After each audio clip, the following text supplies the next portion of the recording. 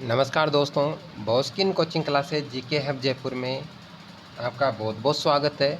मैं Naveen Kumar day routine की video की कड़ी में आज एक नया प्रोसेस स्टार्ट करने जा रहा हूं। राजस्थान पुलिस का जो एग्ज़ाम है उसकी डेट आपको पता है नवंबर में डाल दी गई है, तो उसकी डेट नवंबर में डाली है, तो उसके अकॉर्डिंग मैं करंट जीके को ध्यान में रखते हुए अब मैं थोड़े से पहले एग्ज़ाम के परिप्रेक्ष्य में बात कर लेता हूँ। जो राजस्थान पुलिस का और पटवार का पेपर होना है उसमें करंट जीके का क्या मैटर रहेगा। देखिए दोस्तों, पहले करंट जीके आपको पता है कम आता था, लेकिन आजकल के जो परिप्रेक्ष्य में है ना, आरएसएसबी जो आरएसएसबी का बोर्ड है ये करंट बहुत ज़्यादा दे रहा है। इसको एक ऐसा बंदा चाहिए जो क्या चाहिए, वेल अप टू डेट चाहिए करंट में, जनरल अवेयरनेस उसका अच्छे से अच्छा हो। अब करंट में बच्चे क्या करते हैं कि मूवमल ले लेते हैं, क्रोनोलॉजी ले लेते हैं, दक्ष ले लेते हैं, प्रतियोगिता दर्पण, इतनी बुकें नहीं लेनी है आपको। जो मैं ये वीडियो बना रहा हूँ करंट की गारंटी के साथ में कहता हूँ कि 15 क्वेश्चन जो 10 से 15 लगभग पूरे क्वेश्चन 100 में से 95% तक मैं लेता हूँ गारंटी। ये टोटल करंट इन क्लासों में से आ जाएगा। मैं एक एक घंटे की प्रत्येक दिन अब 5 दिन तक 6 दिन तक पूरा करवा दूंगा। आज तक का जितना भी एग्ज़ाम तक का है वो सारा करंट अफेयर करवाने की जिम्मेदारी मेरी है। जो मेरे पुराने स्टूडेंट हैं उन्हीं के परिप्रेक्ष्य में मैं ये कर रहा हूँ। मैंने पहले एग्ज़ाम दिया, उसमें देखा था, तो उस हिसाब से देखा, मैंने सॉल्व किया था, तो मैं उसी अकॉर्डिंग मैं खुद के एक आपको पता मैं खुद स्टूडेंट हूँ दोस्तों, तो मैं अकॉर्डिंग खुद के ये तैयार किया हूँ। लगभग 3-4 बुकें हैं, अखबार है, वहाँ सबसे मैंने उठाया इनको। अब वहाँ सबसे उठाया ना, तो वहाँ से ऐसे थोड़ी उठा लिया कि ऐसे ही बना लिया, कुछ भी नहीं, जोड़ तोड़ के काफ़ी प्रयास करके खूब मेहनत से बनाया दोस्तों। तो आप इसको मेहनत को सफल बनावें, वो कैसे कि आप क्लास पूरी करें, स्किप करके नहीं देखें, एक एक पॉइंट इसका लिखते जाओ। आप ये भी मत करना कि मोबाइल में से फ़ोटो खींचकर स्क्रीनशॉट लेके रख लो, क्योंकि मोबाइल का ज्ञान मोबाइल तक ही सीमित होएगा। तो आप इसको याद करने के लिए सबसे पहले राइट करो, नोट्स बना लो इसके अच्छे से, और नोट्स बनाने के बाद में आप इसको अच्छे से 2-3 बार रिवाइज़ करो एग्ज़ाम तक। जितना ज़्यादा रिवाइज़ होगा उतनी ज़्यादा आपकी बेस्ट तैयारी होगी। अब देखिए दोस्तों, जो मैं बताना चाहता हूँ कि करंट को कैसे क्या करें, तो करंट करने का एक ही तरीका है भाई, सीधा। एक तो आप क्या करते हो, डेली न्यूज़ पढ़ते हो, डेली करंट पढ़ते हो, तो डेली करंट पढ़ना ज़्यादा मोस्ट नहीं है, गलत है वो। करंट के साथ आप ऐतिहासिक चीज़ें जोड़ो। अब देखिए, मैं ये करंट तो कुछ क्वेश्चन है, लेकिन करंट के साथ में मैं geography, constitution, political, administration, history, economics, culture, ये सारी चीज़ें और बेसिक से जीके अपन सारा खाका तैयार करेंगे। जो वास्तविक रूप से जो सब्जेक्ट में पढ़ाता हूँ ना, वो आज मैं पहली क्लास ले रहा हूँ यूट्यूब पर। नहीं तो पहले मैंने सब्जेक्टिव पढ़ाया बच्चों को। अब जितना ज्योग्राफी अब तक पढ़ाया ना, उसमें से 10 क्वेश्चन मान के चलो आप फिक्स, 10 क्वेश्चन आने चाहिए, आएंगे, आने क्या चाहिए, आएंगी, वो श्योर है। क्योंकि अभी आपने बीएसटीसी का पेपर दिया हो, देखा हो, तो बीएसटीसी के अंदर 4-5 क्वेश्चन तो सीधे ही थे। तो ऐसे करके अब तो और क्लासें डाल दी, इकोनॉमिक्स के और डाल दूंगा मैं, आने वाले 2-5 दिनों में इकोनॉमिक्स भी प्रोवाइड करवा दूंगा। तो दोस्तों, ये सारी चीज़ें आप अच्छे से अध्ययन करो इनको, और करंट पे ज़्यादा फोकस रखो। आज का जो दौर है ना, वो बदल गया पैटर्न। वो गोगा पाबू हड़बू रामदेव जी मांगलिया मेहा तेजाजी देव नारायण जी काम में नहीं आते। नदी नाले कहाँ पूछेगा, वो बारिश है या तो हुई है तो ज़्यादा हुई है, नहीं हो रही थी तो अकाल पड़ रहा था, तो अब होती नहीं है, बदती नहीं है, खत्म हो गए, तो वो कहाँ से आएगा एग्जाम में, नहीं पूछेगा भाई। आदमी आप हो, आपको मैं कहूँ कि डायनासोर का चित्र बनाओ तो नहीं बना सकते हो, क्योंकि अपन ने देखा ही नहीं। अब अपन को कोई भी कलाकार को कहे अपन एक चित्र बना, तो वो क्या बनाएगा, गाय घोड़े गधे का बना देगा, कुत्ते का बना देगा, क्योंकि अपन ने तो वही देखे हैं भाई। जो देखा वही तो बनाएगा कलाकार। तो ऐसे ही यहाँ पर अपन जो परिप्रेक्ष में एग्जामिनर यहाँ पर दुनिया में जो अभी देख रहा है, वर्तमान की सिनेरियो जो घटनाएं चल रही है, जैसे विधानसभा का चल रहा है, जम्मू कश्मीर का चल रहा है, राम मंदिर चल रहा है, अयोध्या वाला आपका बाबरी मस्जिद चल रहा है, तो उनसे पक्का या ना पक्का क्वेश्चन आएगा। एक आध क्वेश्चन तो उठेगा ही उठेगा हर एक टॉपिक से। तो दोस्तों, बहुत इंपॉर्टेंट है करंट। और करंट से जैसे विधानसभा के बारे में चल रहा था, तो विधानसभा गठित कब हुई थी, सीटें कब बढ़ी थी, अब पूछ लिया ना, अभी बीएसटीसी में पूछा था ना। तरीका यही तो होता है पढ़ने का, और तरीका है क्या। अभी विधानसभा में अशोक गहलोत जी सचिन पायलट का मैटर चला था, तो उस मैटर से बीएसटीसी में क्या पूछ लिया, मैटर तो पूछा नहीं उन्होंने, और उन्होंने पूछ लिया कि 160 सीटों से 200 सीटें कब की गई थी, कौन सी विधानसभा में की गई थी। तो वो वहीं से ही तो जुड़ा हुआ है, अखबार में आया था पूरा इतिहास लिख कर एक दिन विधानसभा का। तो वहाँ से क्वेश्चन एग्जामिनर के माइंड में वो ही आता, वो कोई भगवान नहीं है, वो भी अपने जैसा ही आदमी होता है, वो भी साधारण व्यक्ति होता है। केवल उसका ओहदा अलग होता है और वो ओहदे को अकॉर्डिंग इतना नहीं पढ़ पाता जितना अपन पढ़ते हैं। अपन क्या सोचते हैं कि मैं पढ़ के लेक्चरर प्रोफेसर बन जाऊँ। अरे भाई प्रोफेसर नहीं बनना अपने को तो एक सामान्य जानकारी होनी चाहिए, क्योंकि तुम प्रशासन में जा रहे हो। पुलिस बनोगे तो प्रशासन में जाओगे, और प्रशासन के लिए वहाँ पर इतना ज्ञान नहीं चाहिए, वहाँ पर बाहरी ज्ञान चाहिए। आपको वहाँ पढ़ाना थोड़ी है पुलिस वालों को जाके कि वहाँ अध्ययन कराना, आपको वहाँ सिचुएशन हैंडल करनी है कि वर्तमान में देश में क्या सिचुएशन है, राज्य सरकार क्या प्रयास कर रही है। तो वो सारी की सारी चीज़ें आती है। तो दोस्तों मैं ये वीडियो जो बना रहा हूँ इसको आप अच्छे से नोट्स बना लो, इसको रिवाइज करना और आप इसको ढंग से क्लियर करो, ठीक है। अब देखिए अपन स्टार्ट करते हैं। मैंने आपका थोड़ा सा समय लिया, उसके लिए समझाता हूँ। बाकी दोस्तों अब देखो, सबसे पहला जो करंट जीके का श्री गणेश करते हैं। अच्छा, करंट जीके की एक बात और बता दूं, लगभग बच्चे पढ़ते हैं साल भर का, और कोई बच्चे पढ़ते हैं कि साहब 2 महीने का ही आता है। अरे मान बाबू 2 महीने का भी नहीं, साल भर का भी नहीं, लगभग 4 महीने का आता है। लेकिन मैंने 6 महीने का उठाया, और 6 महीने में से 2 महीने का इसलिए उठाया मैंने एक्स्ट्रा मैटर, वो इसलिए उठाया कि बीच में जैसे अक्टूबर नवंबर के बाद में कोई पेपर ही नहीं हुआ, तो वहाँ के चुनाव वगैरह आते रहे। जम्मू कश्मीर लद्दाख वाला जो मामला था ना, वो अक्टूबर नवंबर से पहले हो गया था। तो वो मामला यहाँ अब हुआ ही नहीं, यहाँ कुछ ही नहीं हुआ, इधर एग्जाम ही नहीं हुआ, तो वो दिया नहीं क्वेश्चन। तो वो क्वेश्चन अब देगा कहाँ से क्वेश्चन? कोरोना काल में तो क्वेश्चन बने ही नहीं, अभी नहीं है जी, क्या आया ही नहीं। कोरोना काल में कोई योजना ही नहीं चली, तो कोरोना काल के कम क्वेश्चन बैठेंगे, उसके ज़्यादा क्वेश्चन बैठेंगे, तो वो सारी चीज़ें यहाँ पर आएगी दोस्तों। तो समझ में आ रहा ना आपको? इसलिए मैं थोड़ा सा एक्स्ट्रा लूँगा, लेकिन आप इसको तो अब इसमें से ये मत देखने लग जाना कि मैं इसमें से भी इम्पोर्टेंट निकालूँ। नहीं, होशियार होते हैं राजस्थान के, होशियार नहीं ढेर होशियार होते हैं। मैंने पहले ही बताया कि राजस्थान वाले जो भी चीज़ें होती है उसमें से भी कम लेना चाहते हैं कि मैं कम पढ़ लूँ, मैं सक्सेस हो जाऊँ। कम नहीं, उसमें से क्या इंपॉर्टेंट लोगे, ये मैंने ऑलरेडी इंपॉर्टेंट बनाया। पहले खुद ने जो डाटा बनाया ना वो बहुत अच्छा सा बनाया, इंपॉर्टेंट है ये, तो इससे ज़्यादा इंपॉर्टेंट कुछ नहीं होता। देखिए श्री गणेश करते हैं।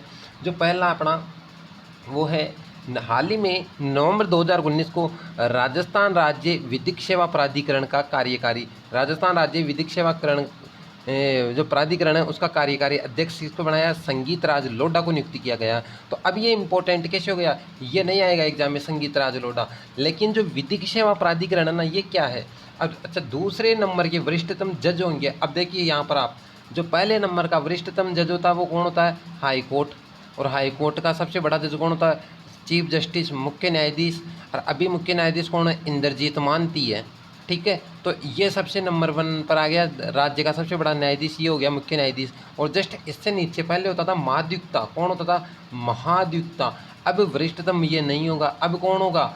विधिक सेवा प्राधिकरण, मतलब जैसे जयपुर विकास प्राधिकरण है ना, वैसे एक प्राधिकरण है ये। तो इसका जो जज होगा जस्टिस संगीत राज लोढ़ा को बनाया गया, लोधा नहीं है वो लोढ़ा है, तो लोढ़ा को बनाया गया ना, तो ये दूसरे नंबर का वरिष्ठतम जज होगा। तो यहाँ से क्वेश्चन पूछ लेगा वो कि राज्य में दूसरे क्रम का या क्रम में ओहदा 2 नंबर पर किसका होता, तो ये होगा संगीत राज लोढ़ा या राज्य विधिक सेवा प्राधिकरण का। अब देखो आप वापस हाई कोर्ट की बात कर लेते हैं थोड़ी सी। हाई कोर्ट को मैं अलग से ले लेता हूँ यहाँ पर। हाई कोर्ट का अनुच्छेद संविधान में कहाँ तक बखान है? आर्टिकल संविधान में, मतलब न्यायपालिका राज्य, प्रत्येक एक राज्य का राज्य न्यायालय होगा। 2 या 2 से अधिक राज्यों का भी एक न्यायालय हो सकता है, जिसमें एक मुख्य न्यायाधीश होगा, अन्य सीटें होती है, वो सारी बात करते हैं। अपना जो अनुच्छेद है हाई कोर्ट का राज्य के न्यायालय का, वो है 214 से लेके 237। आ गया दोस्तों समझ में? 214 से 237 तक है आपका, ये आपके 214 में उच्च न्यायालय का बखान है। 237 तक इसके कार्य वगैरह, इसकी सीमा, आयु वगैरह, तनख्वाह वेतन वगैरह, कार्य, इसके दंड वगैरह, मापदंड क्या क्या वो है, ठीक है। तो ये आर्टिकल 214 में हाई कोर्ट है। राजस्थान में हाई कोर्ट बना था आपका 1949 में स्थापित हुआ था जोधपुर में। इसकी एक ब्रांच जयपुर में है, वो ब्रांच 1977 को बनाई गई थी। इसके जो पहले है वो आपको पता ही है, पहले कौन है? के वर्मा थे, कमलकांत वर्मा, ये लो। और अभी कौन है वर्तमान में आपके? इंद्रजीत मानती। ख़त्म है। अब जैसे सुप्रीम कोर्ट की बात आएगी तो वो मैं अलग बता दूंगा आपको। तो ये इंपॉर्टेंट हो गया, साथ में जुड़ गया। आप इनको जो मैं ये राइट कर रहा हूँ ना, ये भी लिखते चलना, क्योंकि आपकी तैयारी एक अच्छे लेवल पर होनी चाहिए। एग्जामिनर वहाँ पर आपको ये नहीं देखता कि इतिहास पूछना क्या, क्योंकि इतिहास से भी जुड़ रहा है दोस्तों ये क्वेश्चन। दूसरे नंबर का वरिष्ठतम जज कौन होगा? ये आपका जो चीफ जस्टिस होगा, कौन सा होगा? मुख्य न्यायाधीश के बाद में राज्य विधिक सेवा प्राधिकरण का कार्यकारी अध्यक्ष। अब ध्यान रखो, ये स्थायी नहीं बनाया अभी तक तो कार्यकारी है। अब स्थायी नया बना देगा तो ठीक है, नहीं बनाएगा तो यही आपका आंसर हो जाएगा। नेक्स्ट दूसरा, नवंबर 2019 को भारतीय प्रेस परिषद का शीर्ष पुरस्कार गुलाब कोठारी को दिया गया। जो राजा राम मोहन राय पुरस्कार के नाम से जाना जाता है। पुलिस स्मृति वन जयपुर, कपूरचंद पाटनी, मालपुरा टोंक। अब देखो इसमें मैंने ये सारी चीज़ें जोड़ी है, ये क्यों जोड़ी है वो भी देख लो आप। देखो 2019 का जो भारतीय प्रेस परिषद है, अब ये क्वेश्चन आ गया है यहाँ पर कि ये प्रेस क्या होती है। प्रेस होती है किसी भी चीज़ का प्रचार प्रसार, न्यूज़पेपर छापने को कहते हैं प्रेस। प्रेस की मशीन आपको पता है मध्य प्रदेश भोपाल में है, ये अपने प्रेस कारखाना न्यूज़ प्रिंट कहाँ होती है, मध्य प्रदेश भोपाल के अंदर। अब जैसे दैनिक भास्कर या राजस्थान पत्रिका ना, तो उनके मालिक को दिया गया है। तो ये गुलाब गोटेरिया ना राजस्थान पत्रिका का मालिक, अभी राजस्थान पत्रिका को ये चला रहा है। और आपको पता है भारतीय प्रेस परिषद है ना, इसका जनक कौन है। पहली बार अंग्रेजों ने भारत में अखबार छापने की अनुमति किसे दी थी, राजा राम मोहन राय ने। अंग्रेज अखबार नहीं छापने देते थे अपने को, ब्रिटिश भारतीय अखबार नहीं बनाने देते थे।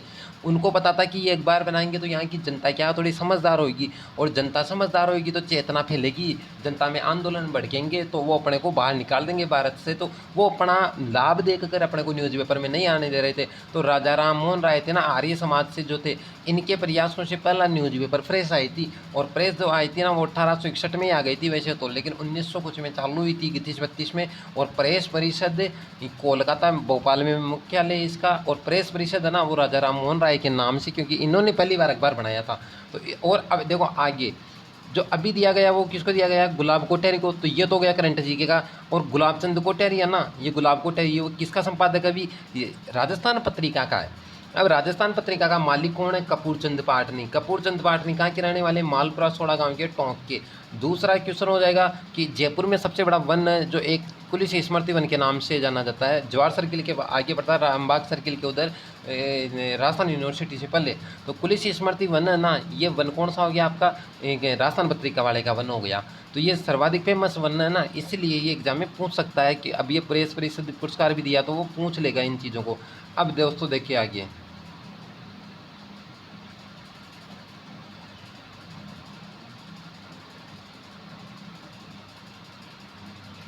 राइट डाउन कर लेते हैं इनको।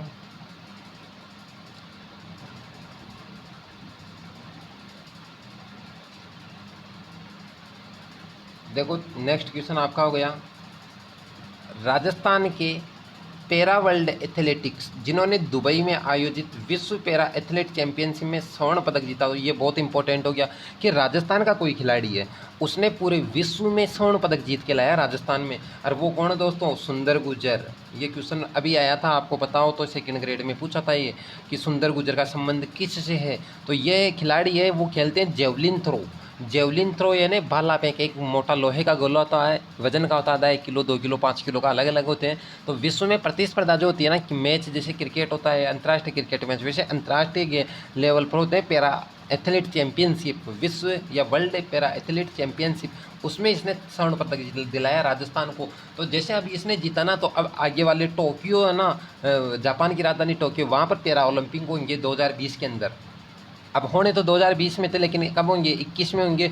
तो 21 में जब पैरा ओलंपिक होगा उसका टिकट भी मिल चुका है इसको, क्योंकि ये स्वर्ण पदक जीतते ही वो पक्का हो गया कि ये जीत के लाएगा। तो इसको पहले एडवांस में टिकट दे दिया। तो अब ये क्वेश्चन यहाँ से 2 प्रकार से पूछेगा कि राजस्थान में पैरा वर्ल्ड एथलेटिक्स में जेवलिन थ्रो में हाल ही में किसने जीता तो स्वर्ण पदक। तो राजस्थान ने कौन जीत के लाया, सुंदर गुर्जर। सुंदर गुर्जर कहाँ के रहने वाले हैं दोस्तों, करौली ज़िले के हैं। अब करौली है ना, तो करौली का संबंध पूछ लेंगे कि करौली का संबंध किससे, या सुंदर गुर्जर का संबंध किस जिले से है, करौली से।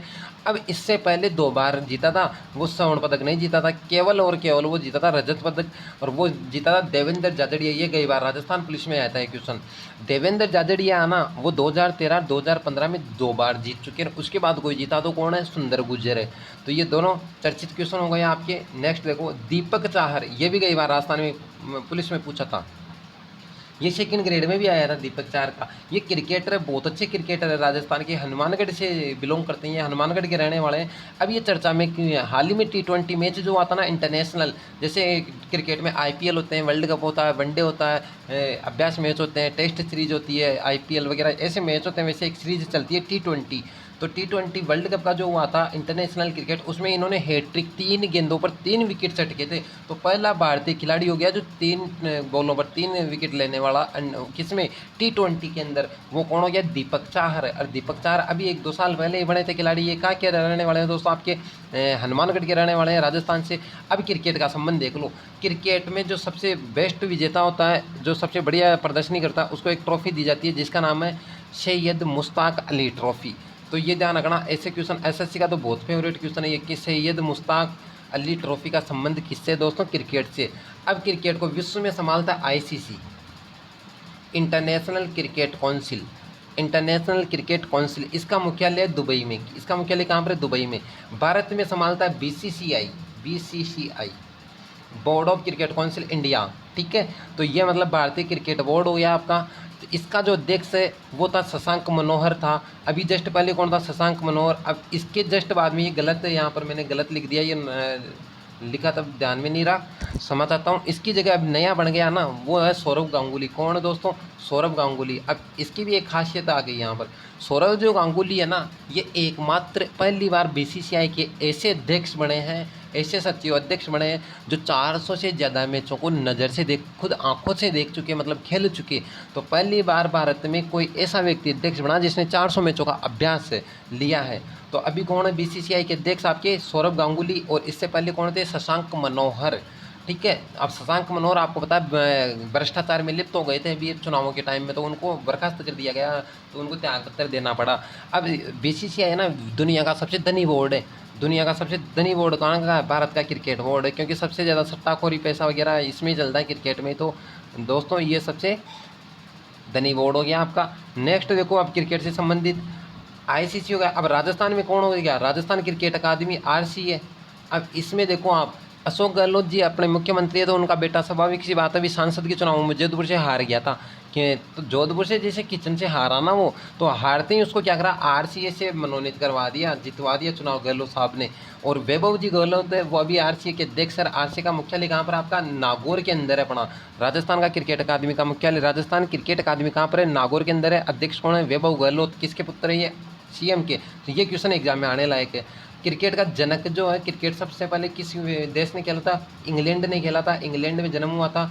इसके अलावा ये वेरी इंपॉर्टेंट करंट का क्वेश्चन हो गया, हाल ही में कौन सा खिलाड़ी है जिसने वर्ल्ड कपों से मैच से क्रिकेट जगत से संन्यास ले लिया। महेंद्र सिंह धोनी जी ने लिया है, जिन्हें शॉर्टकट क्या कहते हैं, MS धोनी। MS धोनी, ठीक है, MS धोनी ने लिया है। ये किस नाम से जाने जाते हैं, माही के नाम से। ये कहाँ के रहने वाले हैं, झारखंड में, रांची से बिलोंग करते हैं। तो ये झारखंड खनिजों का रूर है, नागपुर, छोटा नागपुर का पठार, तो वहीं से ये रहते हैं। रांची से फेमस है ये, रांची के नाम से इलाका। और वहाँ से कौन है, महेंद्र सिंह धोनी, जिनको किस नाम से जाना जाता है क्रिकेट जगत में, माही। एकमात्र ऐसे क्रिकेट टीम के, भारतीय क्रिकेट टीम के कप्तान हैं जिनकी कप्तानी में सबसे ज़्यादा टीम मैच इंडिया ने जीते हैं। तो इसीलिए चर्चित है। और ये क्वेश्चन भी आ सकता है, मेरी जहाँ तक है, पुलिस में तो नहीं आएगा लेकिन पटवारी तक तो आ ही सकता है ये। नेक्स्ट देखो दोस्तों, नेक्स्ट आपका आ गया नवंबर 2019 को राष्ट्रीय विधिक सेवा, नवंबर 2019 को राष्ट्रीय विधिक सेवा प्राधिकरण और केंद्रीय विधि एवं न्याय मंत्रालय ने राजस्थान की विधि सेवा में सर्वश्रेष्ठ पुरस्कार दिया है, सर्वश्रेष्ठ पुरस्कार दिया। अब देखो सुनो, राष्ट्रीय विधिक सेवा प्राधिकरण और केंद्रीय विधि मंत्रालय ने राजस्थान को विधि सेवा में अब ध्यान रखना, विधि सेवा का मतलब है कानून की सेवा के अंदर।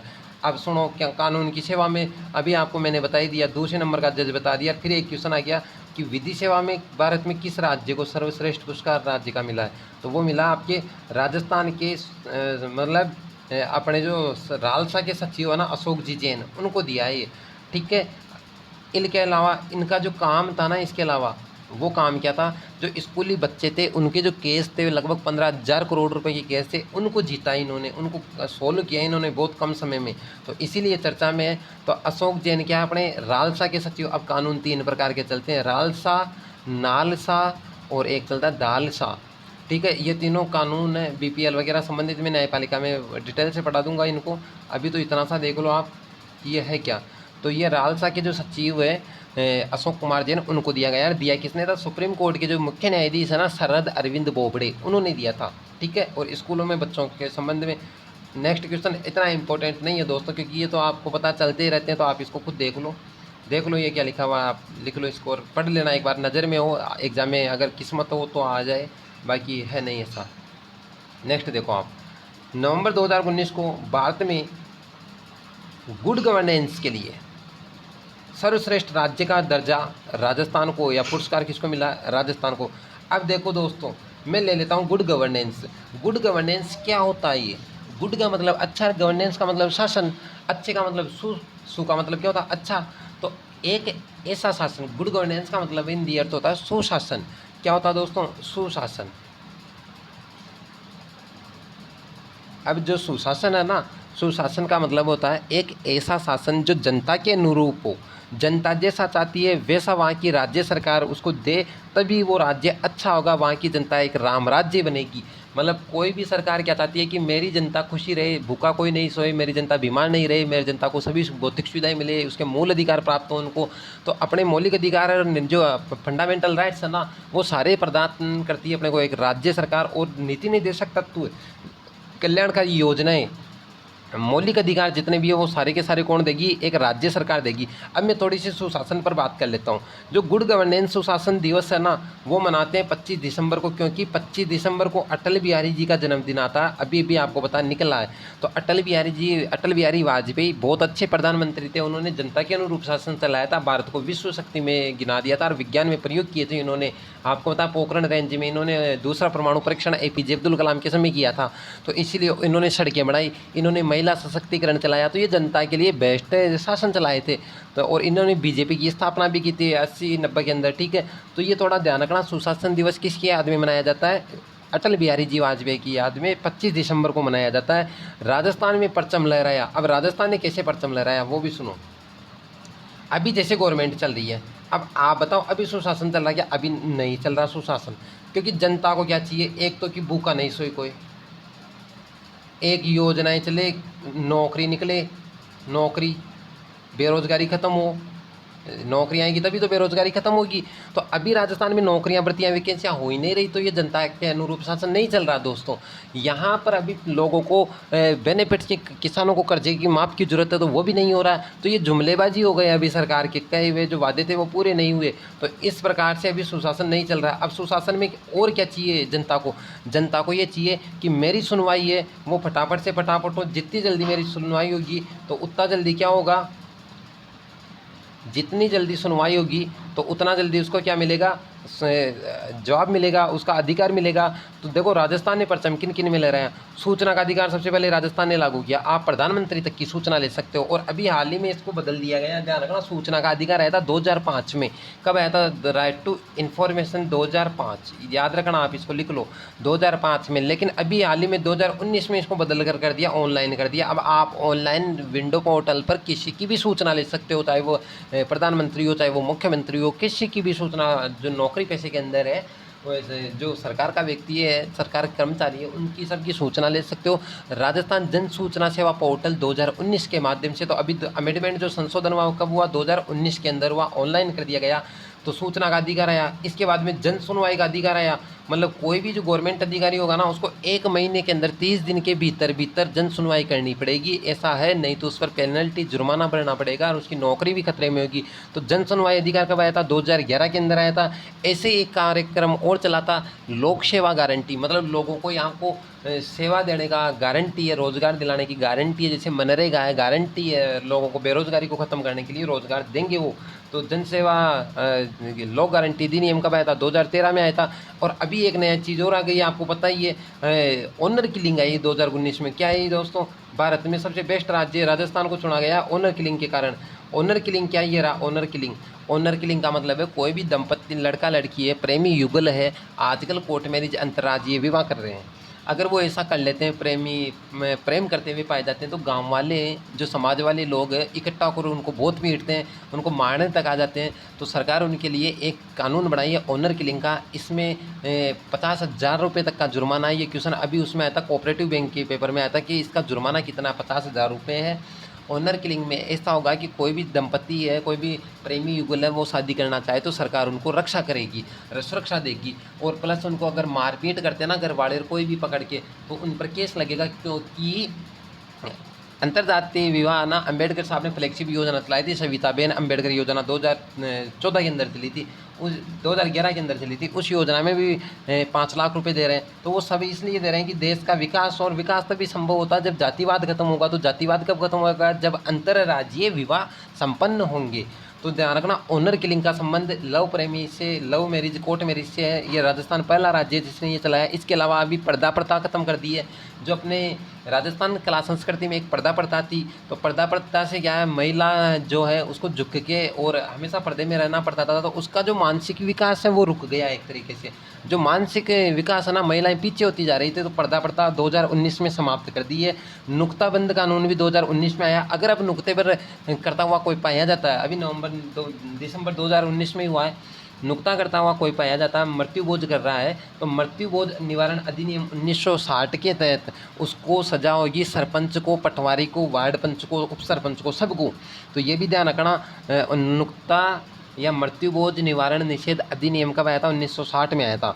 और अभी 2019 में संशोधन हो गया, सरपंच को और पटवारी को, इनको भी जेल होगी और सस्पेंड हो जाएंगे। बाल विवाह निषेध हो गया। विधवा विवाह भी किया राजस्थान ने।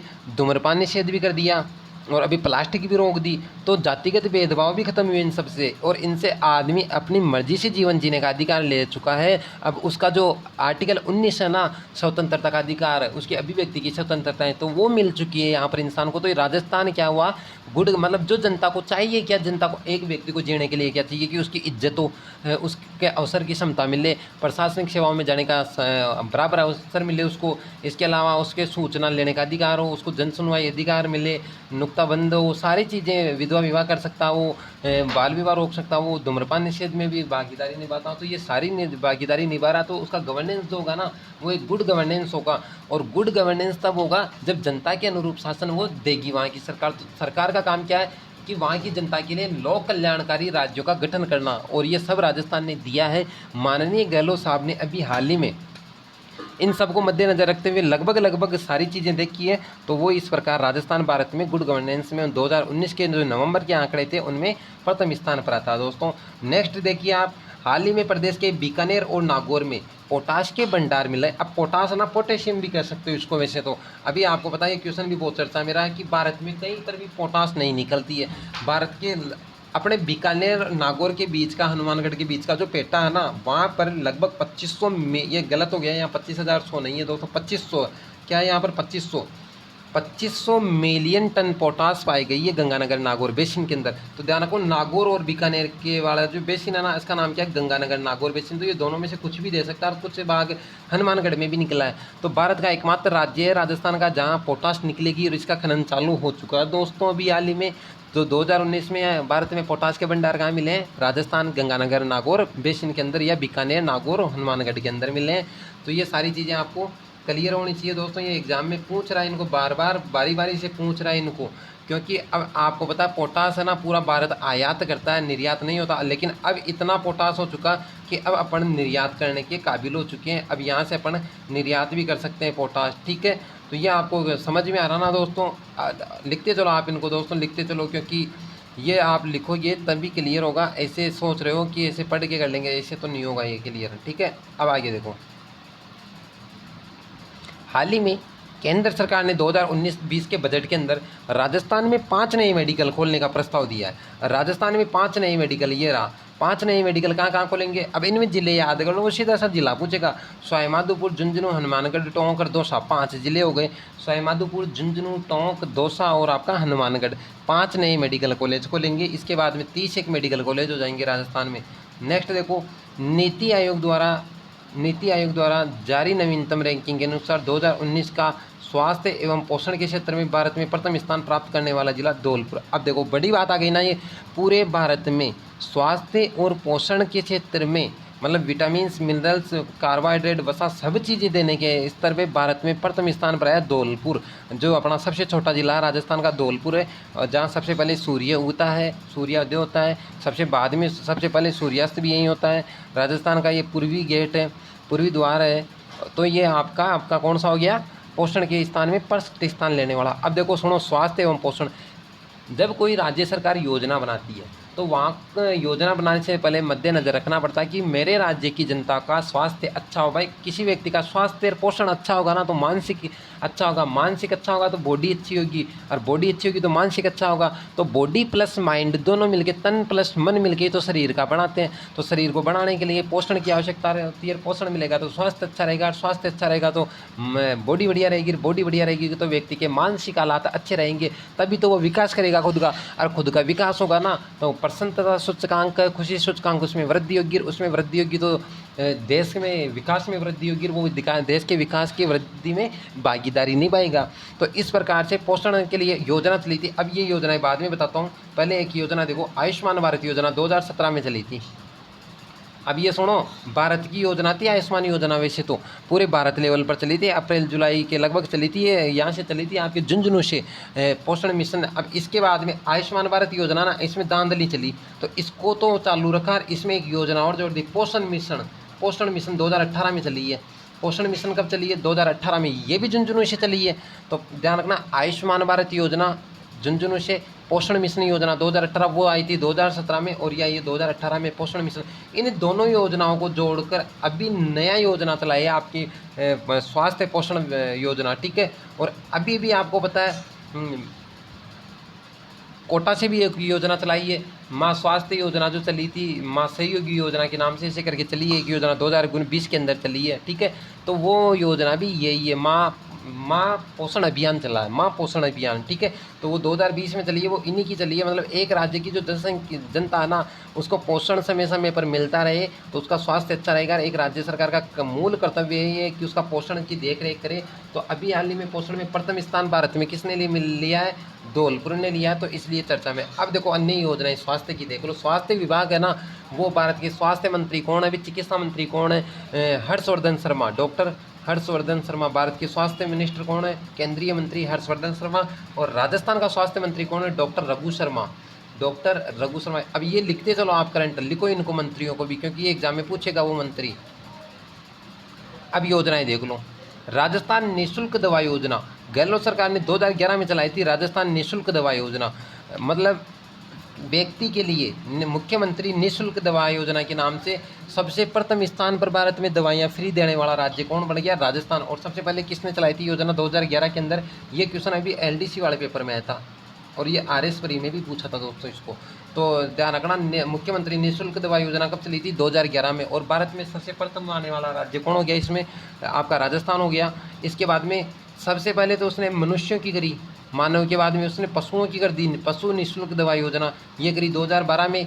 पशुओं को, अब देखो आदमियों की हो गई, पशुओं की हो गई, उसके बाद आदमियों की जांच, मनुष्य की जांच, निःशुल्क जांच योजना 2013 के अंदर आई। मतलब अपने एक्सरे, टीबी, कैंसर वगैरह आदि की जांचें हैं ना, थायराइड के लिए, ये सारी की सारी फ्री कर दी 2013 के अंदर। लगभग 300 के लगभग दवाइयाँ और 150 के लगभग जांचें फ्री हो रही है अभी वर्तमान में, ठीक है। तो ये आंकड़े भी ध्यान रखना। इसके बाद में अब मुख्यमंत्री जी जो अभी बनी थी अपनी 2014 में, माननीय वसुंधरा जी थे मैडम, उन मैडम ने भामाशाह स्वास्थ्य योजना चलाई। भामाशाह स्वास्थ्य योजना 2014 से चलाई थी, लेकिन इसकी जो वास्तविक शुरुआत है ना वो 2008 में ही हो गई थी, पर वो गहलोत सरकार आने से इसको बंद कर दिया गया था। इसमें कुछ कमियां थी, भी बात करते हैं उन पे। भामाशाह योजना की वास्तविक शुरुआत कब से हुई थी? 2008 से। ये क्वेश्चन अभी जेल प्रहरी में पूछ लिया था गया बार, 2018 का पेपर था जेल प्रहरी का, उसमें आया था ये क्वेश्चन कि भामाशाह स्वास्थ्य योजना की शुरुआत है वो कब से हुई थी? 2018 से। लेकिन अभी कौन सी चली है? भामाशाह स्वास्थ्य योजना 2014। अब भामाशाह योजना क्या वो देखो, भामाशाह स्वास्थ्य योजना क्या दोस्तों, ये योजना आई थी 2014 में, ये शुरू हुई है 2015 से कार्यशील जनता में, ठीक है। तो 2014 ध्यान रखना, और शुरुआती पूछे तो 2015 हो जाएगा। इस योजना में जो परिवार की कोई भी वयस्क महिला होगी ना, उसको मुखिया बनाया जाएगा। ध्यान रखना, मुखिया कौन होगी? महिला होगी। 50,000 की OD होगी, मतलब बिना खाते से 50,000 रुपये आप निकला सकते हो। महिला मुखिया के नाम एक बैंक में खाता होगा, जीरो अकाउंट बैलेंस होगा। ये कौन सा होगा? जीरो अकाउंट बैलेंस, ठीक है। इसके अलावा जो महिला के जितने भी घर की, जैसे आपकी छात्रवृत्ति है, आपकी बहन की भी, भाई की, किसी की भी छात्रवृत्ति, गैस का उज्ज्वला योजना का वापस पैसा आ रहा है, जो ये सारी की सारी चीज़ें ना बेनिफिट, वो DBT के माध्यम से इसी खाते में आएंगे, DBT। तो ये DBT की फुल फॉर्म कंप्यूटर आई है, मैं पूछा था अभी, डायरेक्ट बेनिफिट ट्रांसफ़र, सीधा प्रत्यक्ष हस्तांतरण लाभ। तो ये सीधा लाभ प्रत्यक्ष हस्तांतरण बोल सकते हो आप इसको। तो डायरेक्ट बेनिफिट ट्रांसफर डीबीटी के माध्यम से खाते में आएगा। अब सुनो, पुरुष के खाते में अपने खाते में नहीं आएगा ना, वो सीधा माँ के खाते में या महिला मुखिया उसके खाते में जाएगा। तो उसमें क्या होगा, महिला के जो पैसे है ना वो इकट्ठे हो जाएंगे और महिला आपको पता है पैसा बचा लेती है तो परिवार की स्थिति अच्छी रहेगी। तो महिला वित्तीय समावेशन की योजना हो गई, महिला को मुख्य बनाया गया तो क्या हो गया, महिला सशक्तिकरण की योजना हो गई है। अब ये क्वेश्चन आरएस में पूछ लिया था कि भामाशाह का मेन उद्देश्य क्या है, तो मेन क्या है, महिला को सशक्त बनाना। महिला मजबूत होगी तो परिवार अच्छा होगा, एक परिवार नहीं दो परिवार अच्छे करेगी वो, तो महिला सशक्तिकरण। महिला वित्तीय समावेशन की योजना भी हो चुकी है। इसके अलावा बीमार व्यक्ति के लिए 30,000 का मेडिक्लेम और 2 लाख का दुर्घटना बीमा। मतलब अगर वो मर जाता है कोई भी परिवार का सदस्य तो कितने रुपए मिलेंगे, 2 लाख। अगर हाथ पैर टूटते हैं, सर वगैरह फटता तो कितने मिलेंगे, 30,000 नॉर्मल में। और 14 दिन का हॉस्पिटल का खर्चा, बेड सुविधा, 7 दिन का खाना पीना और हॉस्पिटल आने जाने का 2 टाइम का किराया, ये सारी चीज़ें। अब राजस्थान की मैंने आपको बताया वैसे होशियार है, थोड़ी सी ज़्यादा दिमागदार है। कोई भी चीज़ आती है, अब सरकार ने ये योजना अच्छी चलाई जनता के लिए, लेकिन इसका दुरुपयोग हुआ। हॉस्पिटलों में ऑपरेशन तो हो रहा है आँख का और लिख रहे हैं किडनी का, तो जहाँ 10,000 का खर्चा आ रहा है डॉक्टर उठा रहे हैं 1 लाख, जहाँ 1 लाख का खर्चा रहा है वहाँ उठा रहे हैं 3 लाख। तो इसमें टोटल धांधली चली है। तो राजस्थान का बजट ही गड़बड़ा गया पूरा का पूरा। तो विकास कैसे होगा। अब जनता ये नहीं सोचती कि पैसा अपना ही यार, अपन डॉक्टरों को क्यों दे रहे हैं फालतू। तो पर निजी जो हॉस्पिटल वाले थे उन्होंने ऐसा करके इसको लूट लिया। तो ये योजना अभी गहलोत सरकार ने आते ही बंद कर दी इस योजना को। जैसे ही चुनाव जीता 2019 में और मुख्यमंत्री जी ने इस योजना को बंद कर दिया और इसकी जगह भी कौन सी चला दी, आपकी नई योजना चला दी है। उस योजना का नाम है, जो नई योजना चलाई है उसका नाम है दोस्तों जन आधार योजना। जन आधार योजना, जन आधार योजना में अभी आगे बात करूंगा मैं, यहाँ छोड़ दो आप, जन आधार योजना को आगे बात करेंगे अपन। इसके अलावा देखो भामाशाह स्वास्थ्य योजना कब आती है, 2014 में। भामाशाह स्वास्थ्य अब पशुओं के लिए कब आई, 2015 में, वही निःशुल्क हो गई। और भामाशाह स्वास्थ्य बीमा योजना कब आई, मतलब अपना बीमा भी होने लग गया 2016 के अंदर। नेक्स्ट देखो दोस्तों, राजस्थान में स्थित सांबर झील हाल ही में चर्चा में रही। हजारों प्रवासी पक्षियों की मौत के कारण, अब देखो पक्षियों की मौत हुई है तो ये क्वेश्चन बन गया कि भारत में हाल ही में पक्षियों की मौत कहाँ हुई है। हजारों पक्षी सांबर झील में हुई। सांबर झील कहाँ पर स्थित है दोस्तों, जयपुर में। इसमें जो मौत हुई है वो मौत का मेन जो मुख्य कारण है ना वो क्या है, वो देखो आप, वो है बोटुलिज्म बीमारी। कौन सी बीमारी है, बोटुलिज्म बीमारी हुई थी। एक यहाँ रोग चला था, जैसे मधुमेह, प्लेग वगैरह आदि रोग होते हैं ना, मुर्गियों में, रिन में, कुत्ती में, सांप बिल्ली में चलते हैं, चूहों में, रिन में, प्लेग वगैरह। तो ऐसे रोग हो गए थे, महामारी आ गई थी। जैसे अभी अपने भी चलिए कोरोना काल चल रहा है, तो कोरोना के अंदर अपने को तो खतरा है, तो वैसे इन पक्षियों को भी खतरा हो गया था। हजारों पक्षी तो मरे भी थे। बोटुलिज्म बीमारी थी, ये तंत्रिका तंत्र को प्रभावित करता है। ठीक है। सांबर झील के बारे में अब देख लो दोस्तों। सांबर झील है वो पूरे भारत की सबसे खारे पानी की और सबसे बड़ी झील है। तो और इसका जो निर्माता ना, इसको बनाने वाला वो कौन था, वासुदेव चौहान था। इसी झील के किनारे एक मंदिर बना हुआ है जिसका नाम है देवयानी तीर्थ स्थल। ये सेकंड ग्रेड में पूछ लिया था ये क्वेश्चन, 2-3 साल पहले पेपर हुआ था, 2014-15 में वहाँ पूछा था। देवयानी तीर्थ स्थल कहाँ पर स्थित है, तो वो आपका सांबर झील के किनारे। वासुदेव चौहान जो चौहान वंश के संस्थापक थे, मूल पुरुष थे, आदि पुरुष थे, उन्होंने बनाया था। अब सांबर झील के बारे में आप देखोगे ना तो वो आप जियोग्राफी वाली वीडियो में देख लेना, वहाँ झीलों के अंदर जो खारे पानी की झील है ना, वहाँ मैंने विस्तार पूर्वक समझाया दोस्तों इसको। अब सांबर झील में देवयानी तीर्थ स्थल है और इसी तीर्थ स्थल को क्या बोलते हैं, तीर्थों की नानी। जैसे तीर्थों का मामा बांजा हो गया मचकुंड, मामा बांजा कौन हो गया, मचकुंड हो गया, और तीर्थों का बांजा तीर्थराज कौन हो गया, आपका पुष्कर हो गया। वैसे तीर्थों की नानी कौन हो गई दोस्तों, आपके देवयानी तीर्थ स्थल कहाँ पर है ये। अब जो सांबर झील है उसके बारे में और देखो, राजस्थान भारत के कुल नमक उत्पादन होता है ना उसका 12% अकेला राजस्थान करता है, और 12% में भी 8.7% कौन करता है, अकेला सांबर करता है। तो ये क्वेश्चन भी पूछ लिया है एग्जाम में, कई बार पूछा है कि सांबर झील देश का कुल कितना नमक उत्पादित करती है, ये करती है आपकी 8.7%। यहाँ पर जो नमक होता है वो कौन सी पद्धति से होता है, क्यारी पद्धति से। कौन सी पद्धति से होता है दोस्तों, क्यारी पद्धति से होता है। अब नेक्स्ट देखो, रामसर क्षेत्र में भूमि आदर्श क्षेत्र में चयनित, मतलब रामसर क्षेत्र क्या होता है वो देख लो।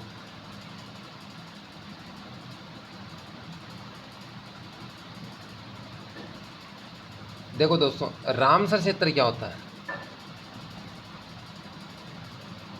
रामसर एक जगह है ईरान के अंदर। रामसर कहाँ पर पड़ता है दोस्तों, ईरान में पड़ता है। 1971 में इसका गठन हुआ था। ये इसका गठन इसलिए किया गया था कि जो नम आर्द्र भूमि के क्षेत्र है, कौन से क्षेत्र है दोस्तों, नम आर्द्र भूमि के, उनको संरक्षित करने के लिए, जहाँ पर प्रजातियाँ पशु पक्षी है, जो पक्षी है उनकी प्रजातियाँ क्या हो रही है, विलुप्त हो रही है, जो रेड डाटा बुक में जा रहे हैं। रेड डाटा बुक का मतलब होता है जो भी विलुप्त होने वाले पशु पक्षी है उनको डाला जाता है, उसके अंदर जा रहे हैं। उनको बचाने के लिए पूरे विश्व का एक संगठन है ये, उस संगठन का नाम है रामसर। रामसर संगठन, ये कहाँ पर पड़ता है, ईरान में। यहाँ पर पहला सम्मेलन हुआ 1971 में। तो इसमें राजस्थान से 2 को जोड़ा गया। पहला तो जोड़ा था केवलादेव गना पक्षी को, ठीक है, जो भरतपुर में स्थित है ना, राष्ट्रीय उद्यान केवलादेव गना पक्षी विहार। दूसरा जोड़ा था राजस्थान से आपका, पहला तो केरल केवलादेव हो गया, दूसरा जोड़ा था सांबर झील को। अब ये क्वेश्चन आप मानोगे नहीं, अभी पूछा था आर एस प्री 2016 में। इतना इजी क्वेश्चन पूछ लिया था आर एस के पेपर में, जो राजस्थान की सबसे बड़ी एडमिनिस्ट्रेटिव सिविल सर्विसेज है ना, उसके अंदर पूछा था कि राजस्थान में हाल ही में रामसर क्षेत्र में, नमभूमि आदर क्षेत्र में किसको सम्मिलित किया गया है, तो सांबर को किया गया है। 2014 के आसपास करा था सांबर झील को। यहाँ पर प्रवासी पक्षी है वो मर रहे हैं, ख़त्म हो रहे हैं इसलिए, ठीक है। अगर भारत की बात करें सांबर झील के अलावा, तो भारत में टोटल थे 27 पहले, और अभी 2020 के अंदर 10 शहर और जोड़ दिए गए। वो अपने राजस्थान में से एक भी नहीं लिया है, गुजरात के इनके लिया है, तो 10 और जोड़े। तो अब भारत के कुल कितने हो गए रामसर क्षेत्र में, बोलो, 37 हो गए। तो 2020 में अभी कितने नए जोड़े हैं, 10, और टोटल अब कितने हो गए, 37। इसका पहला सम्मेलन कब हुआ था, 1971 में।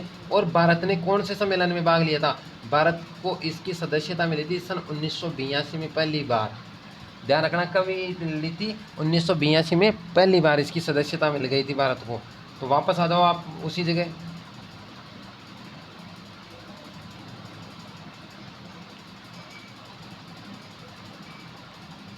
ये सारी चीज़ें जो मैंने बताई वो सब ये लिख रखी है, आप यहाँ से कर लेना, ठीक है। अब कितने क्षेत्र हो गए दोस्तों, 36 क्षेत्र हो चुके हैं, ठीक है, पूरे भारत में। और राजस्थान की बात करें तो राजस्थान में कितने, 2 क्षेत्र है। नेक्स्ट देखो, तो देखिए अब नेक्स्ट योजना, अभी बता रहा था ना, मैं बात कर रहा था जन आधार योजना। तो दोस्तों यही है वो जन आधार योजना, ये रही राजस्थान जन आधार योजना। 1 अप्रैल 2020 से, सॉरी ये 19 गलत हो गया, यहाँ पर आएगा सन 2020। 2019 में तो आ गई थी ये, लेकिन लागू कब से हुई है, 2020 से। तो ध्यान रखना, जन आधार योजना क्या है वो देख लो। भामाशाह योजना के स्थान को बंद करके वापस शुरू हुई। अनुच्छेद 141 की पालना में आम जन तक लोक कल्याणकारी योजनाओं को लाभ पहुंचाने हेतु, पारदर्शिता लाने हेतु, सुगमता लाने हेतु, सरलता बनाने हेतु एक नंबर, एक कार्ड पहचान दी गई है, डीबीटी दिया गया है। अब आगे ये बाद में देखते हैं, इनको पहले समझ लो। देखो दोस्तों, भामाशाह जो योजना है, उस योजना का ये था कि महिला मुखिया के नाम खाता होगा, महिला मुखिया के नाम खाता होगा। तो जनाधार में भी वही है, परिवार की कम से कम 18 वर्ष की महिला होनी चाहिए जिसके नाम खाता होगा, मुखिया यही होगी। वही महिला सशक्तिकरण हो गया। टोटल पैसा वही डीबीटी के माध्यम से। अब पहले भामाशाह एक रुपये कार्ड, एटीएम जैसा रुपये कार्ड मिलता था इस योजना में, तो अब उसकी जगह पहले तो 16 अंकों का था, वैसे 12 अंकों का था, अब कितने अंकों का आ रहा है, 10 अंकों का। तो जन आधार कार्ड में कितने अंक आते हैं दोस्तों, 10 अंक आते हैं, ये भी पूछ सकता हो। और डीबीटी के माध्यम से डायरेक्ट बेनिफिट ट्रांसफ़र, वो पूरा पैसा इसी कार्ड में जाएगा। और वही महिला की वित्तीय समावेशन हो गया यहाँ पर। इसके अलावा जो नेक्स्ट हुआ है, इसी योजना के अंदर सारी चीज़ें भामाशाह की है, बस नाम बदला है सरकार ने। और जो फर्जीवाड़ा चल रहा था वो बंद कर दिया, अब फर्जीवाड़ा नहीं हो रहा है। तो वो फर्जीवाड़ा जो चल रहा था वो क्या है दोस्तों, देखिए आप, कि राजस्थान को जन आधार योजना, अब अनुच्छेद 141 की पालना हुई है। इसका मतलब क्या है, अनुच्छेद जो संविधान का 141 है उसके अंदर ये लिख रखा है कि आम जन तक लोक कल्याणकारी योजनाओं का लाभ पहुंचाने के लिए। तो आम जन तक लोक कल्याणकारी योजनाओं का लाभ पहुंचना चाहिए। ये आपको पता है कि जनता तक अगर जो कल्याणकारी योजनाएं होगी, जैसे जन आधार योजना के अलावा और है, उज्ज्वला योजना है, प्रधानमंत्री बीमा सुरक्षा कवच योजना है, जीवन ज्योति योजना है, प्रधानमंत्री फसल बीमा योजना है, आदि योजनाएं, उनका लाभ अगर सीधा नहीं पहुँच रहा ना, तो आदमी, आम व्यक्ति परेशान होएगा। तो उसके लिए कोई औचित्यपूर्ण योजना नहीं होगी। तो अनुच्छेद 141 ये कहता है कि कोई भी योजना हो उसमें पारदर्शिता हो, तो पारदर्शिता कब आएगी? जब ऑनलाइन होगी। तो हाल ही में 2015 से मोदी जी ने, माननीय प्रधानमंत्री जी ने डिजिटल इंडिया अभियान चलाया, तो सारी चीज़ें अब नेट पर आ गई है। तो कोई भी देख सकता है कि अपनी योजना का क्या चल रहा है, कितना पैसा आ रहा है, कितना नहीं आ रहा है, कौन कितना बीच में करप्ट कर रहा है। तो करप्शन, भ्रष्टाचार खत्म हुआ इससे। एक तो एक योजना में पारदर्शिता आई, और एक सुगमता। सुगमता का मतलब क्या हुआ? जल्दी से ईजी रूप से काम होने लग गया। पहले तो आपको ऑफिसों में भाग दौड़, लाल फीताशाही चलती थी, अब कागजात का काम नहीं है, अब ऑनलाइन काम कर दो। कहीं पर भी बैठे हो आप, कंप्यूटर में एंटर बटन दबाओ, आपका काम प्रधानमंत्री ऑफिस तक जाएगी, आपकी शिकायत जो भी होगी। सरलता हो गई है, समय का अभाव था लोगों के पास, तो समय बचा है। एक नंबर, मतलब 10 नंबर मोबाइल के होते हैं ना सिम के, वैसे एक नंबर होता है 10 अंकों का, उस पर एक कार्ड बनेगा, वो पहचान दी है, उसमें सब कुछ होगा। अब ये सारी जिम्मेदारी किनको दी गई है दोस्तों? ई मित्र वाले को। ई मित्र द्वारा नियंत्रित होगा व संचालित होगा। इलेक्ट्रॉनिक ढांचे का सुधारने का सुधारीकरण बढ़ाना। तो इलेक्ट्रॉनिक ढांचा तो समझ में आ गया ना आपको? ऑनलाइन इन्फॉर्मेशन का ज़माना चल रहा है। महिला सशक्तिकरण एवं वित्तीय समावेशन को बढ़ावा देना, सरकार द्वारा प्रदत्त समावेशन को बढ़ावा देना, राज्य के सभी निवासी पात्रता है, योग्य है, इसमें वो परिवार को पहचान मिलेगी। और साथ में 18 वर्ष से अधिक उम्र की आयु जो महिला होगी परिवार की मुखिया बनाया जाएगा। 21 वर्ष का पुरुष भी मुखिया बन सकता है। अगर किसी परिवार में 18 वर्ष की महिला मुखिया नहीं होगी तो पुरुष भी मुखिया बन सकता है, लेकिन उसकी उम्र कितनी होनी चाहिए? 21 वर्ष, और अधिकतम कोई तय नहीं है। 21 वर्ष का नहीं हो तो वो 60 वर्ष का होगा तो वो भी बन जाएगा, ठीक है। और इसको जो योजना को चलाएगा ना, वो कौन चला रहा है? योजना को प्रशासनिक विभाग, आयोजना विभाग। जैसे भारत में क्या चलता है? नीति आयोग। वैसे राजस्थान में क्या चलता है? आयोजना विभाग। सीएम इसका अध्यक्ष होता है, तो ये चलाएगा इस योजना को, ये संभाल रहा है दोस्तों इस योजना को, ठीक है। क्लियर है?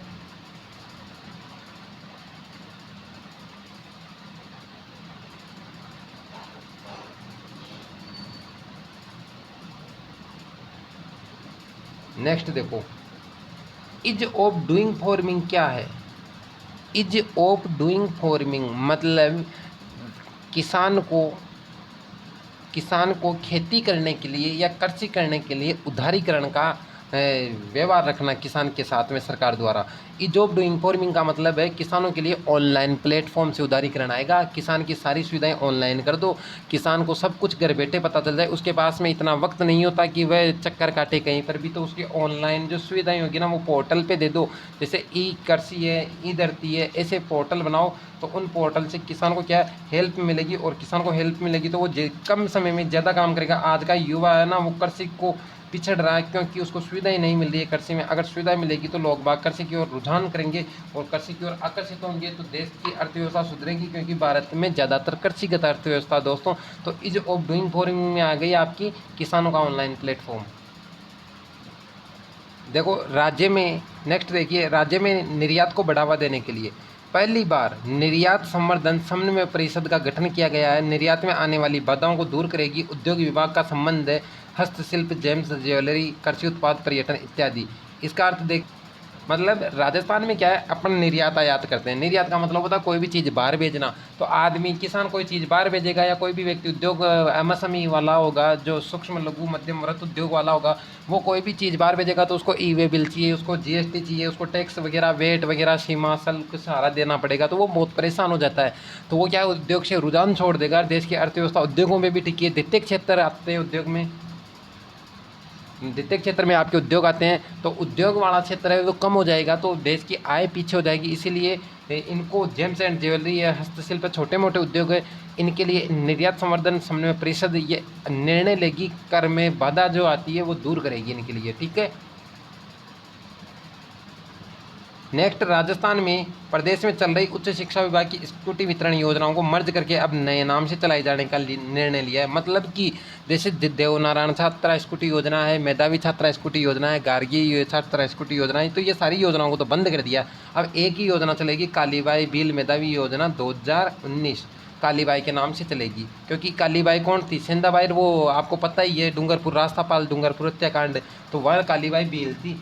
तो नानाजी खाट वगैरह वो थे, भील आंदोलन चला था, तो उनकी याद के अंदर 2019 में कालीबाई भील मेधावी छात्रा स्कूटी योजना चलाई जा रही है। नेक्स्ट देखिए, नवंबर 2019 को CSR सामाजिक निगमित उत्तरदायित्व प्राधिकरण का अध्यक्ष मुख्य सचिव को बनाया गया है। भारत का CSR 2% होता है। ये इंफॉर्मेशन टेक्नोलॉजी का प्रचार प्रसार, पर्यावरण प्रदूषण रोकने हेतु खर्च किया जाता है उद्योग जगत द्वारा। अब CSR को समझ लो दोस्तों। CSR इम्पोर्टेंट है एग्जाम की दृष्टि से आपके। CSR क्या होता है? CSR होता है दोस्तों कॉरपोरेट सोशल रिस्पॉन्सिबिलिटी। मतलब कोई भी कंपनी होगी, वो कोई भी माल प्रोडक्ट, जैसे महिंद्रा है, आपकी सेज है, कोई भी आपकी अशोक लेलैंड है, आपकी BSNL है, कोई भी कंपनी है, गूगल वगैरह सारी, तो ये कंपनी कुछ काम कर रही है, कुछ बेनिफिट ले रही है, तो ये देश को नुकसान भी दे रही है, क्योंकि ये पर्यावरण को प्रदूषित कर रही है। तो इनको क्या करना पड़ेगा कि अपनी कुल कमाई का 2% जनहित में खर्च करना होगा। जैसे कि पेड़ पौधे लगा दिए, शौचालय बनवा दिए देश के लिए, इन्होंने कचरा साफ करवा दिया, रोडें बनवा दी, सरकारी बिल्डिंगों को सुधार करवा दिया। तो देश हित में जो काम होते हैं वो करवाने पड़ेंगे। मतलब कुल कमाई का कितना प्रतिशत? 2% पर खर्च करना पड़ेगा।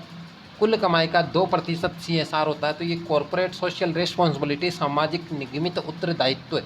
तो जैसे अभी जयपुर में सीतापुर आना, उसने जितनी कंपनियां चलाई है तो वो पेड़ पौधे लगा रखे हैं, तो इसलिए जयपुर में कितनी हरियाली है, वो सारी उसी CSR की देन है, क्योंकि वो पर्यावरण को प्रदूषित है, तो जिम्मेदार भी वही होगी।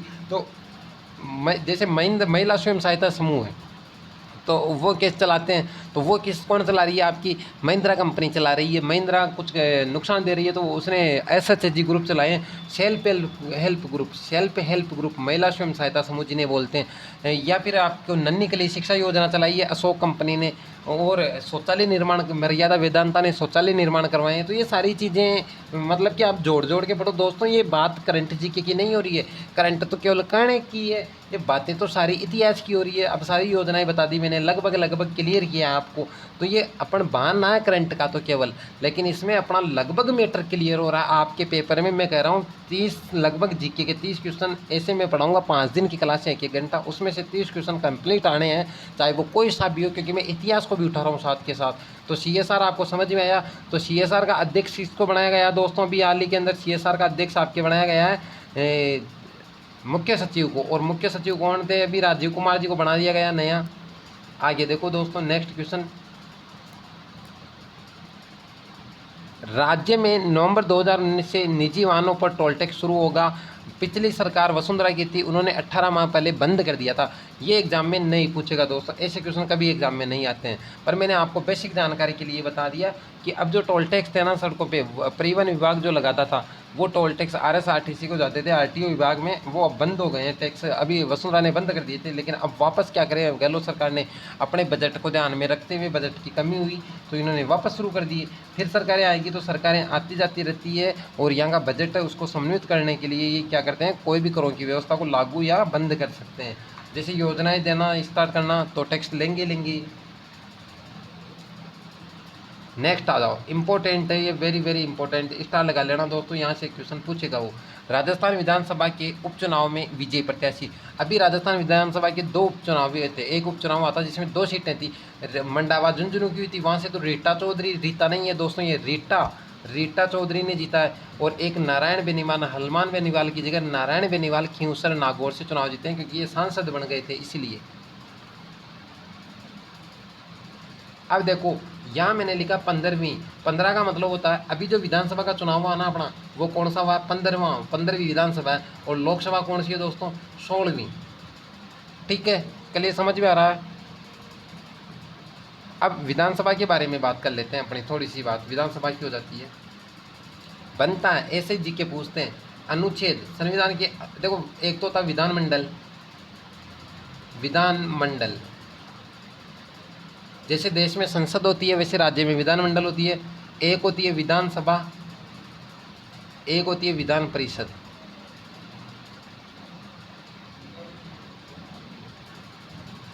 विधानमंडल आपकी 168 में आती है, 169 में आती है आपकी विधानसभा, और 170 में आती है विधान परिषद।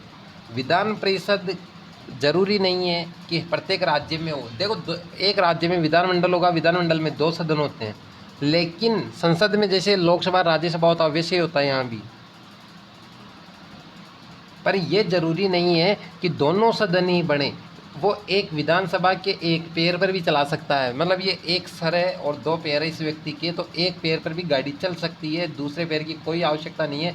अगर किसी राज्य की विधानसभा को लगे कि यहाँ विधानसभा होना जरूरी है, तो विधानसभा को पूर्ण अधिकार है, वो प्रस्ताव पारित करके राज्यपाल राष्ट्रपति की अनुसंसद की को भेजेगी प्रस्ताव पारित करके। तो ध्यान रखना, संसद बनवाएगी फिर।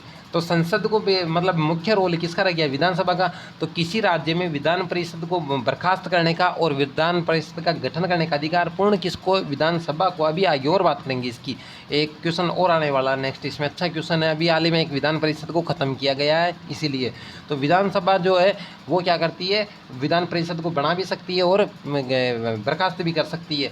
और विधानसभा का कौन सा अनुच्छेद है, 169, विधान परिषद का कौन सा 170 और विधानमंडल का कौन सा 168। तो ये राज्य की विधानसभा। अब राजस्थान की जो विधानसभा थी, राजस्थान का जो पहला चुनाव हुआ था वो हुआ था 1952 में। कब हुआ था, 1952 में। जब पहला चुनाव हुआ था तब सीटें थी 160 सीटें।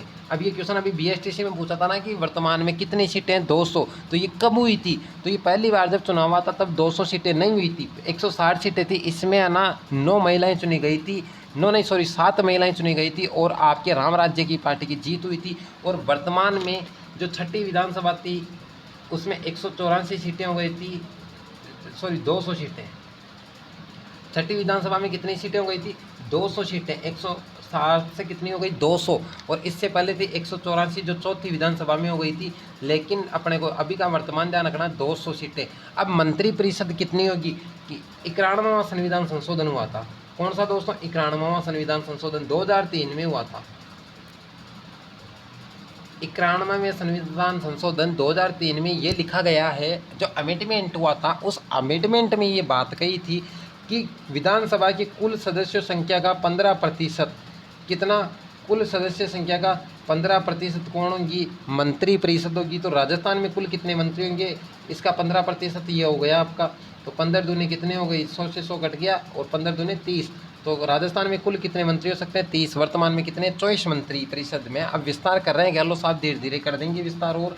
तो ये ध्यान में रहना चाहिए। 91वां संविधान संशोधन बहुत बार पूछा गया। अभी दिल्ली में इसका उल्टा काम हो गया था, ज़्यादा मंत्री बना दिए थे इन्होंने, इसीलिए। ठीक है, तो राजस्थान में 200 सीटें कब हुई, 6वीं विधानसभा के अंदर हुई थी।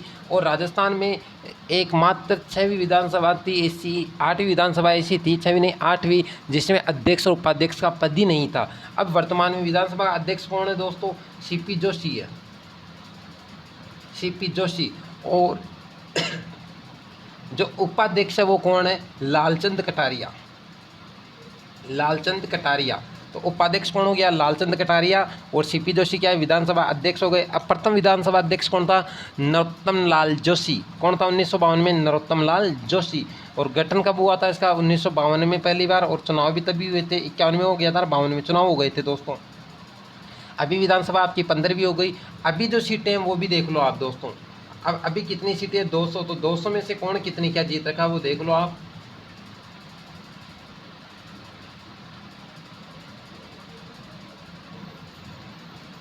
वो सीटें देखो। अभी कांग्रेस की टोटल सीटें हैं 107 सीटें। कांग्रेस कितनी जीत रखी है, 107। भारतीय जनता पार्टी बीजेपी की कितनी है दोस्तों, 72। और निर्दलीय कितनी है, 13। 13 का मतलब 1 3 13। और महिलाएं कितनी है, टोटल 25। तो ये महिलाएं वाला याद रखना दोस्तों, ये पूछ सकता है एग्जाम में कि अभी वर्तमान में कुल महिलाएं कितनी है, 25 महिलाएं हैं। कांग्रेस की 107 है, बीजेपी की 72 है और महिलाएं 25 है। तो ये बहुत ही इंपॉर्टेंट है। बीएसपी की 2 कांग्रेस के पास 2 सीटें थी। और जैसे आपकी समाजवादी पार्टी की भी 2 सीटें थी, हनुमान बेनीवाल वाले की, तो वो भी अपने पास है। तो ये सारी चीज़ें ध्यान, वो बीजेपी के पास है। तो ये सारी चीज़ें आप ध्यान में रख के देखो। अब राजस्थान में मुख्यमंत्री है जो सीएम साहब है, वो अभी चर्चा में थे। आपके उप मुख्यमंत्री को सचिन जी पायलट को बर्खास्त किया गया, तो उस पर चर्चा बाद में करेंगे, अपन नेक्स्ट क्लास में करेंगे। आगे आ जाओ दोस्तों। राजस्थान हाई कोर्ट के मुख्य न्यायाधीश इंद्रजीत महांती को बनाया गया। अब ये इंपॉर्टेंट है दोस्तों, अभी इंद्रजीत महांती नया बना है। इससे जो पहले था ना वो कौन सा था आपका, एस रविंद्र भट्ट। तो पूर्व मुख्य न्यायाधीश कौन था, एस रविंद्र भट्ट। अभी कौन है, इंद्रजीत महांती। इन दोनों के बीच में एक कार्यवाही आया था, उसका नाम क्या दोस्तों, रफ़ीक मोहम्मद। मतलब जो कार्यवाही आया था ना बीच में। अब देखो RS प्री 2016 का पेपर हुआ था, तब 9 दिन के लिए कार्यवाही उत्तर प्रदेश को कार्यभार दे दिया। जैसे अभी मैं जीके पढ़ा रहा हूँ, आज जीके की क्लास ले रहा हूँ, मान लो मैथ्स रीजनिंग का टीचर नहीं है तो मुझे ये कह दे कि आपको जीके तो लेना ही लेना है, मेरे का तो पर्सनल प्रोफेशनल वो मेरा प्रोफेशन है। अगर मेरे को प्रोफेशन से हटके आज की क्लास कोई दूसरी दे देना तो और वो मैं ले लूँ तो वो कार्यवाहक हो गया। टीचर तो वही रहेगा लेकिन कार्यवाहक मुझे सौंपा है एक दिन के लिए। तो वैसे ही किसी को बीच में कार्यवाहक सौंपा था वो था राम नाईक, वो जब कार्यवाहक सौंपा ना उसी को एग्जाम में पूछ लिया था 2016 RS प्री में। तो इस बार पूछ सकता है कि अभी वर्तमान में इंद्रजीत मानती है, इससे पहले कार्यवाहक कौन से थे तो वो थे रफ़ीक मोहम्मद रफ़ीक बोल दो आप, ठीक है। और उससे पहले कौन था, रविंदर भट्ट। और अब जो बने हैं वो कौन से, 36वें। रविंदर भट्ट कौन से थे, 36वें थे। अब पहला देख लो, पहला कौन है, कमलकांत वर्मा है। इसकी स्थापना वगैरह मैंने पहले ही बता दी। देश का प्रथम ऑनलाइन न्यायालय कौन सा है आपका, ऑनलाइन जो न्यायालय था वो जोधपुर था। देश का प्रथम सायकालीन न्यायालय कौन सा है, जोधपुर है। अभी हाल ही में नई बिल्डिंग भारत में किस कोर्ट की बनी है, तो वो बनी है आपके जोधपुर की। और यहाँ पर जो पदों की संख्या ना वो कितनी है, 50 है टोटल। 50 में कैसे, 49+1 मतलब 49 तो न्यायाधीश होंगे और एक क्या होगा, मुख्य न्यायाधीश होगा, चीफ जस्टिस होगा, जो इंद्रजीत मानती है अभी। तो ये ठीक है दोस्तों, क्लियर है, ये सारी चीज़ मैंने बता दी है। नेक्स्ट देखो, राजस्थान के पैरा तीरंदाज श्याम सुंदर स्वामी ने एशियन पैरा तीरंदाजी प्रतियोगिता में सिल्वर मेडल जीता। 2020 टोक्यो और पैरा ओलंपिक के लिए टिकट मिला। तो 2020 का एक तो श्याम सुंदर गुर्जर को, वो उसको सुंदर गुर्जर को मिला है, और दूसरा किसको मिल गया आपको, तैराकी के लिए तीरंदाज जो शूटर होता ना एकलव्य वाला, तो वो वाले उसको मिला, तीर कमान वाले को। तो पैरा ओलंपिक कहाँ होंगे, टोक्यो के अंदर होंगे। 2020 में होने थे लेकिन अब 21 में होंगे। बहुत बड़ी प्रतियोगिता होती है दोस्तों ये विश्व की पैरा ओलंपिक। तो पैरा ओलंपिक में कौन खेलेगा, शूटर में श्याम सुंदर स्वामी, और उधर कौन खेलेगा जेवलिन थ्रो में सुंदर गुर्जर। नेशनल देखो, नेक्स्ट न्यूज़ देखो आप, वाइल्ड फ्रेंडली ग्राम पंचायत। वाइल्ड फ्रेंडली मतलब एक बिल्कुल इको अच्छा, वहाँ का पर्यावरण अच्छा हो, मतलब प्रसन्नता वाली, अच्छे विकास वाली आदर्श ग्राम पंचायत, वो अवार्ड मिला है पूरे भारत में नंबर 1। टोंक जिले की मंडावर, जो दूध के पास पड़ती है, टोंक जिले की मंडावर पंचायत जो है उसको मिला है। तो अभी पंचायती राज मंत्री कौन है दोस्तों, नरेंद्र सिंह तोमर है भारत के। राजस्थान के थे ग्रामीण विकास पंचायती राज मंत्री सचिन जी पायलट, जो अभी हाल ही में बर्खास्त हो गए, पद रिक्त चल रहा है। तो ये ध्यान रखना, मंडावर टोंक है उसको भारत में सबसे बेस्ट पंचायत का दर्जा मिला है। एग्जाम में ये पूछ सकता, अच्छा क्वेश्चन है। EWS के 10% आरक्षण में बदलाव, मतलब कि अक्टूबर 2019 को अभी EWS, अब EWS को भी समझ लो। जो EWS है ना वो क्या है, जो सवर्णों को आरक्षण दे रहे हैं ना, EWS सवर्णों को आरक्षण कितना दिया गया, अभी 10% दिया गया। जो जमीन और मकान के प्रावधान को खत्म करके केवल आर्थिक प्रावधान पर लागू रखा है। जिनकी आय 8 लाख रुपए से सालाना कम हो, उन जनरल वाले व्यक्तियों के लिए आरक्षण मिलेगा नौकरी में, सभी प्रशासनिक में, सामाजिक में कितना, 10%। और जिनके 8 लाख से अधिक उनको ये आरक्षण नहीं मिलेगा, मतलब आर्थिक आधार पर। पहले ज़मीन और जायदाद वगैरह, मकान वगैरह ये भी काउंट थे, लेकिन अब वो उनको हटा दिया। अब सवर्णों को जो आरक्षण दिया वो कौन सा संविधान संशोधन था दोस्तों, 124वां था। लेकिन कौन से नंबर का था, 124वें नंबर का अधिनियम था, अधिनियम 124वें नंबर का था। और 2020 में मिला है, अभी 2019 में मिला है, लास्ट में दिसंबर में, नवंबर में। और 101वां संविधान संशोधन था। संविधान में अधिनियम कौन सा डला था, 124वां संशोधन और 101वां संविधान संशोधन था दोस्तों ये। तो ये आपको क्लियर होना चाहिए, ये बिल्कुल ध्यान में रहना चाहिए। अब गुर्जरों को अभी SBC को MBC कोटा दिया गया, 5% आरक्षण दिया गया गुर्जरों को, तो 4% कर दिया था। तो थोड़ा मैटर चला था राजस्थान में, सिनेरियो चला था सचिन पायलट की मौजूदगी में, तो वो भी ध्यान रखना, ठीक है। नेक्स्ट देखो,